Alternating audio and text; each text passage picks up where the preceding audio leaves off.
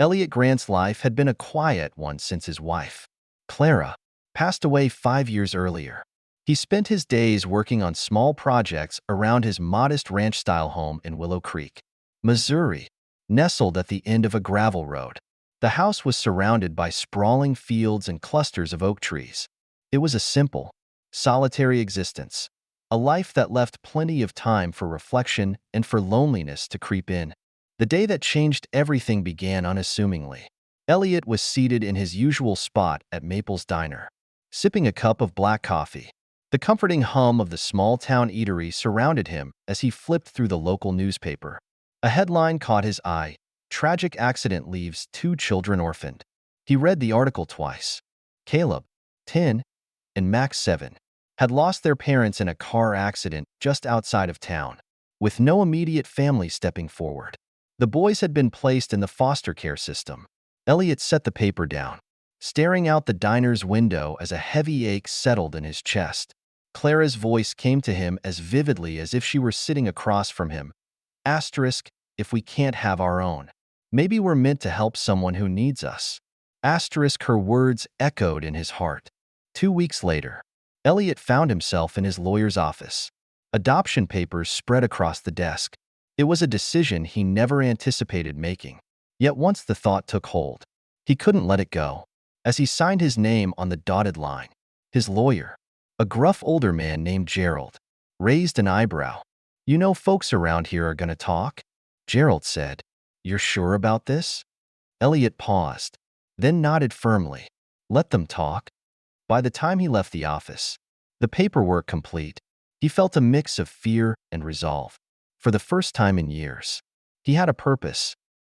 Elliot's first meeting with Caleb and Max was at the children's home, a somber brick building on the edge of town. The faint smell of disinfectant lingered in the air, mingling with the aroma of cafeteria food.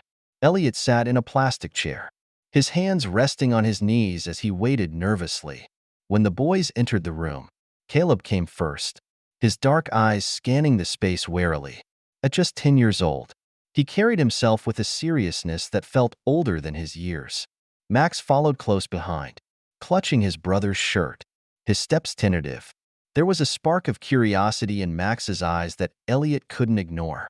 "Hi, boys," Elliot said, his voice steady despite the nervous energy in his chest. "I'm Elliot Grant."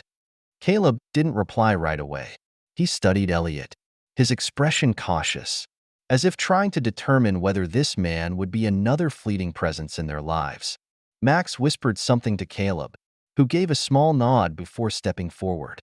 "Are you really going to take both of us?" Caleb's voice was steady but soft. Elliot knelt to meet Caleb's eye level. "That's the only way this works," he said firmly. "You and Max come as a package deal." Max peeked out from behind Caleb, his voice barely audible. "For how long?" Elliot's heart ached at the question. "For good," he answered. "This isn't just for now. You boys are going to have a home with me."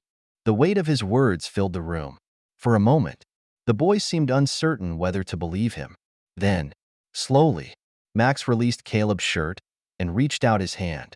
Elliot took it without hesitation. The drive home was quiet, save for the crunch of gravel under the truck's tires. Caleb and Max sat close together in the backseat, clutching their small backpacks tightly. Elliot glanced at them in the rearview mirror, a mix of protectiveness and uncertainty tightening his chest. As they pulled into the driveway, Max spoke. "It's big," he said, staring at the house. "It's home," Elliot replied simply. Inside, he showed them their shared bedroom. The small space was cozy, with twin beds and a window overlooking the backyard. Caleb set his backpack down carefully, his eyes scanning the room. Max, however, immediately bounced on one of the beds, testing the mattress. Elliot cleared his throat. "I know this is all new," he said. "It might even be a little scary, but I want you to know something important. This isn't temporary. This is your home now, and I'm here for you, no matter what." Caleb's jaw tightened. Elliot worried the boy might push back, but instead, Caleb gave a small nod. Max whispered, "Promise?"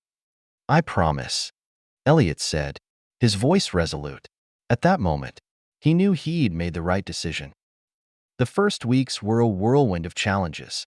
Caleb was stoic, keeping his emotions locked away. He rarely spoke unless directly asked.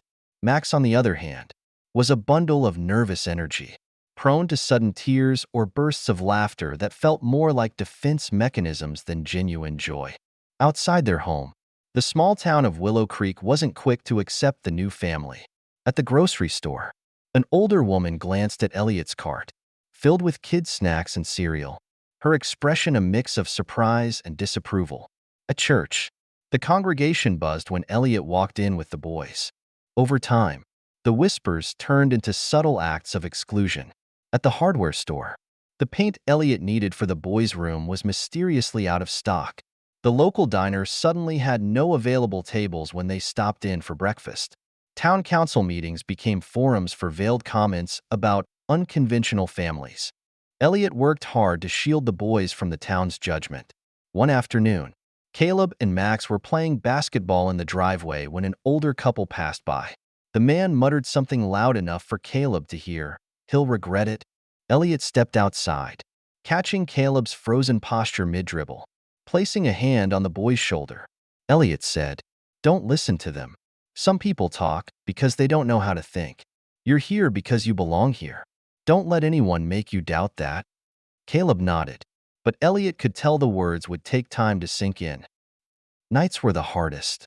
Max's nightmares often sent him running into Elliot's room, trembling and in tears. The first time it happened, Elliot sat with him on the edge of the bed, his arm wrapped protectively around the boy's small frame. "Was it about the accident?" Elliot asked gently. Max nodded, his face buried in Elliot's chest. "I miss them," he whispered. Elliot's voice thickened with emotion. "I know you do. It's okay to miss them. It's okay to feel sad. But you're not alone." "Max, I'm here now." Max clung tighter, and for the first time, Elliot felt he was beginning to break through. Caleb was harder to reach. One evening, as Elliot fixed a broken step on the porch, Caleb approached with a small wooden box in his hands. "What's this?" Elliot asked, wiping his hands on his jeans. Caleb hesitated before handing it over. Inside were photos of his parents, a mix of family portraits and candid snapshots. "I don't want Max to see these yet," Caleb said quietly. "He's not ready." Elliot nodded, closing the box gently. "You're a good big brother," he said. "You take care of him." Caleb shrugged, but a flicker of pride passed over his face. "It's just what I do." Despite the struggles, there were moments of triumph. Max's laughter became more frequent and genuine, filling the house with warmth. Caleb, ever serious, showed interest in Elliot's carpentry, watching intently as he sanded and stained wood. The boys were healing, slowly, but steadily. When spring arrived, Elliot saw it as an opportunity to integrate the boys into the community. He signed Caleb up for basketball, Max for soccer, and volunteered the family to help at the town's annual cleanup day. Game day was tense. Caleb's talent was undeniable, but whispers from the sidelines reminded Elliot that acceptance would be a slow process. However, by the end of the game, one skeptical parent extended a handshake, gruffly admitting, "He's got real talent." The cleanup day brought more breakthroughs. Max's chatter and enthusiasm charmed the older volunteers, while Caleb impressed them with his carpentry skills, fixing a wobbly bench with precision. Slowly, the town's walls began to crumble. The turning point came during the town's spring festival, where Max entered an art contest with a heartfelt painting of his late parents. The piece won first place, and the applause that followed seemed to dissolve the last of the town's skepticism. As they walked home that evening, Caleb remarked, "It feels different. People aren't looking at us the same way." Elliot smiled.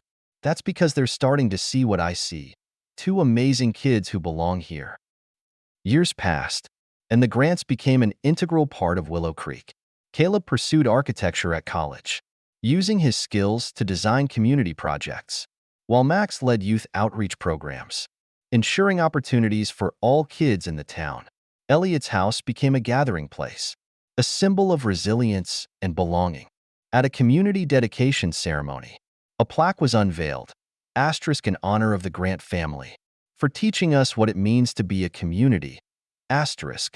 As the sun set that evening, Elliot sat with Caleb and Max on the front porch, sharing slices of pie. Caleb broke the silence. "I think Mom would have been proud." Elliot's chest swelled with emotion. "She would have been. And so am I." The night deepened, stars sparkling overhead. Their journey hadn't been easy, but it had been worth it. The house at the end of the gravel road wasn't just a home. It was the foundation of a legacy, one built on love, resilience, and the power of family.